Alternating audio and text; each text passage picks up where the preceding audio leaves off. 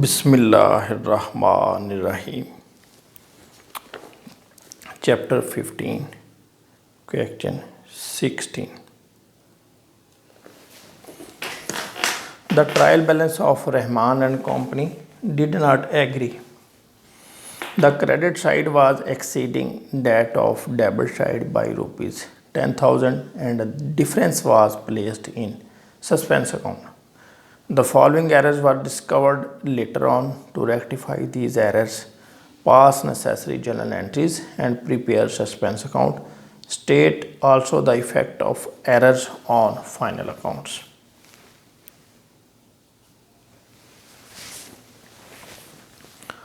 इस क्वेश्चन में उसी तरह ही है, लेकिन यहाँ पे उसने वर्ड यूज़ किया है फाइनल अकाउंट्स। तो फाइनल अकाउंट से मुराद क्या है? Trading and profit and loss account and balance sheet. तो स्टार्ट करते हैं। सबसे पहले आप लिखिए एक्चुअल एंट्री,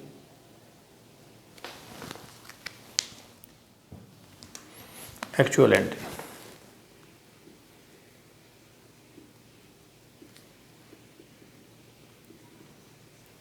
फिर एंट्री पास्ट बाय अकाउंटेंट,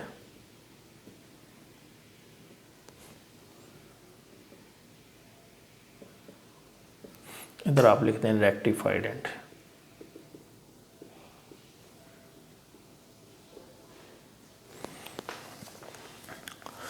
सबसे पहले है purchase book was overcast. Purchase debit होती है, ओवरकास्ट है तो इसको क्रेडिट दे दें। तो हम लिखेंगे परचेज इज क्रेडिट। ओवरकास्ट में हम अपोजिट कर देते हैं, यानी परचेज अगर डेबिट होती है, इसका बैलेंस डेबिट होता है, तो ओवरकास्ट की सूरत में अपोजिट क्रेडिट दे देंगे। तो ये हो गया 1800 और इधर हम लिख देंगे सस्पेंस। ये first entry. Second, an amount of ₹2600 receivable from Salman and company was not included in debtors schedule. Debtors का शेड्यूल बनता है, उसमें तमाम डेटर्स के नाम लिखे होते हैं, तो उसमें सलमान का नहीं लिखा था। तो ये यानी सिंगल साइड गलती है, ठीक है। यानी डेट वैसे तो एंट्री होती है डेटर्स डेबिट सेल क्रेडिट, और 2600। तो उन्होंने क्या किया, ये की नहीं, ये कर दी सेल 2600। तो सेल्स तो ओके है, हम क्या करेंगे, डेटर्स को डेबिट दे देंगे और इधर कुछ नहीं है तो हम लिख देंगे suspense. Debtors debit suspense credit 2600, यानी जो काम नहीं हुआ वो हमने इधर कर दिया।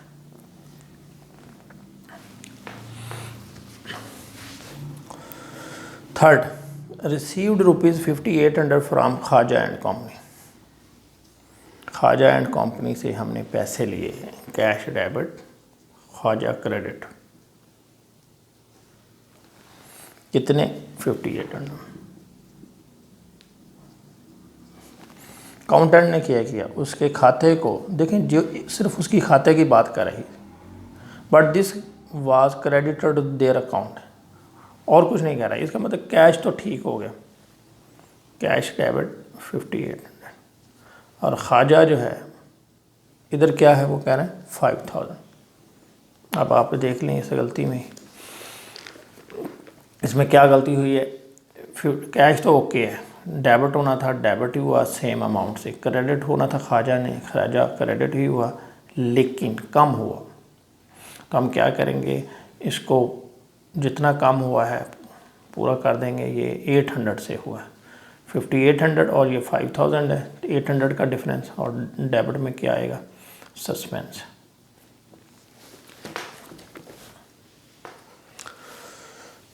D entry, goods sold to Ehsan 7000 were not posted to his account. Ehsan की बात कर, हमने एहसन को चीज़ें बेची, एहसन डेबिट सेल क्रेडिट कितना है, 7000। उन्होंने क्या किया, एसन के अकाउंट को पोस्ट नहीं किया, ये एंट्री पास कर दी। एसन डेबिट सेल क्रेडिट, उसने क्या किया, एसन के खाते को टच ही नहीं किया, सेल क्रेडिट कर दिया। अब हम क्या करेंगे, ये तो ठीक हो गया, इसको छोड़ दें, एसन डेबिट नहीं हुआ, एसन को डेबिट दे देंगे 7000 से, और क्रेडिट कुछ नहीं है तो यहाँ पे सस्पेंस, एसन debit suspense credit. Last E entry, Rafiq brothers return goods worth ₹3000, this was credited to their account but not entered in the sales return book. Rafiq ने चीज़ें वापस की, तो हमने एंट्री पास करनी थी सेल रिटर्न डेबिट और फीक ब्रदर्स क्रेडिट। उसने क्या किया कि उसके खाते को तो क्रेडिट दे दिया, this was credited to their account, Rafiq के खाते को क्रेडिट हो गया 3000, लेकिन इधर कुछ नहीं किया उसने, इसमें एंट्री नहीं की। तो क्या करेंगे हम, ये ओके है, रफ़ीक इधर लिखेंगे एस सेल्स टर्न डेबिट और सस्पेंस क्रेडिट 3000। ये आपकी तमाम एंट्रियां जो है ना वो कंप्लीट हो गई। अब हम बढ़ते हैं सस्पेंस अकाउंट की तरफ।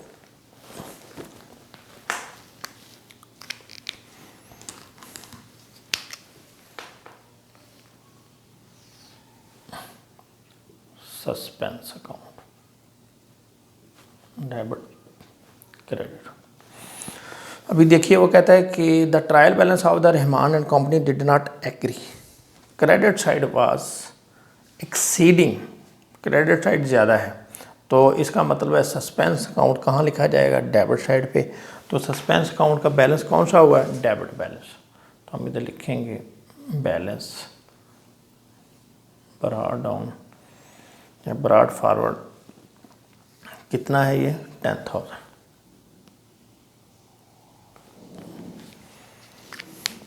अब आप क्या करेंगे, ये जो एंट्री आपके सामने है ये वाली, ये इस पे फोकस करेंगे, जहाँ जहाँ सस्पेंस आ रहा है लिखते जाएं। सस्पेंस डेबिट है, हमने क्या किया, डेबिट साइड पे लिख देंगे ए एंट्री परचेजेस 1800। दूसरी इसमें भी सस्पेंस है, क्रेडिट है, सस्पेंस कितने से 2600 से, तो हम इधर लिख देंगे डेटर्स और इधर लिख देंगे बी एंट्री। थर्ड एंट्री में देखें सस्पेंस आ रहा है, डेबिट है 800 से, और इधर क्या है नाम, ख्वाजा। इस एंट्री में देखें सस्पेंस आ रहा है, क्रेडिट है 7000 से, इधर लिखते हैं ये था एसन, और ये आपकी डी एंट्री है एसन, और ये लास्ट में भी सस्पेंस आ रहा है, ये है ई एंट्री सेल 3000। ये आपने सारी पोस्टिंग कंप्लीट कर ली। अब देखें दोनों साइडें बराबर हैं या नहीं, इसमें है 10,000 प्लस 1800 प्लस 800, तो ये आ जाएगा 12,600। दूसरी साइड जो है 2600 प्लस 10,000 12,600। ये आपका सस्पेंस अकाउंट जो है ज़ीरो हो गया, नील बैलेंस। ये तो आपके दूसरी रिक्वायरमेंट है। अब आपके लास्ट इन जो रिक्वायरमेंट है उसको समझना है आपने। उसमें लिखा हुआ है कि ये जो गलतियां हुई थी इसका क्या इफ़ेक्ट हुआ फाइनल अकाउंट पे, ट्रेडिंग एंड यानी प्रॉफिट एंड लॉस अकाउंट पे,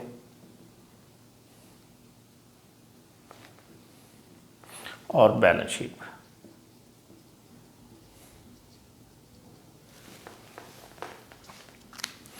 पहली एंट्री देखें, इसमें क्या था कि परचेजेज जो है वो ओवरकास्ट थी। परचेजेज ओवरकास्ट होने से क्या हुआ, परचेजेस ओवर कास्ट होने से हमारा प्रॉफिट जो है वो कम हो गया, खर्चा था ना, तो जब खर्चे ज़्यादा लिखेंगे तो प्रॉफिट कम हो जाएगा। तो आप लिख दें कि इस एंट्री में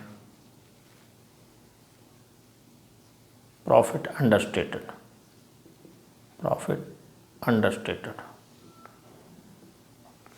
अब जब प्रॉफिट अंडरस्टेट हुआ तो उसका क्या इफेक्ट किया दूसरा कि कैपिटल में भी ये जो प्रॉफिट कहाँ पे ऐड होता है, इधर बैलेंस शीट में कैपिटल में, तो ये भी आपका कैपिटल अंडरस्टेटेड।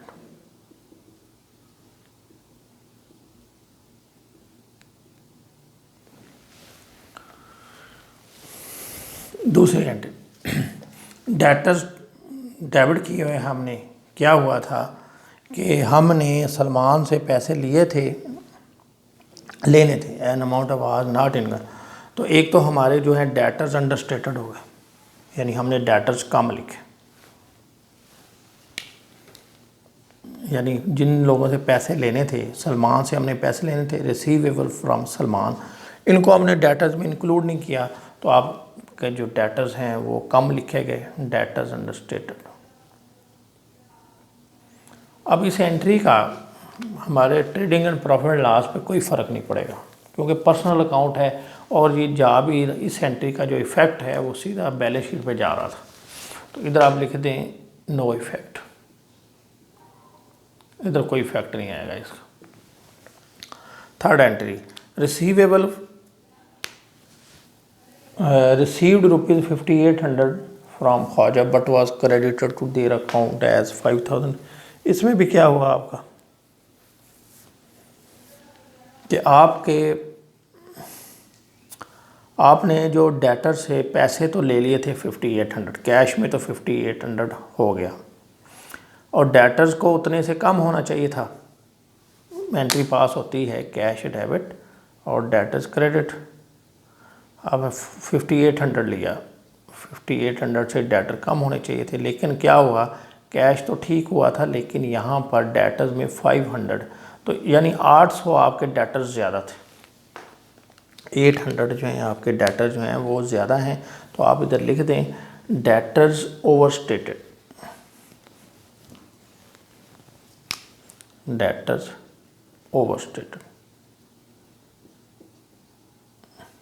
कितनी ओवरस्टेटेड है ये आपको पता चल गया, 800 रुपये से। ऊपर वाली जो एंट्री है इसमें जो आपके डेटर्स हैं अंडरस्टेटेड हैं वो 2600 है, ये 2600।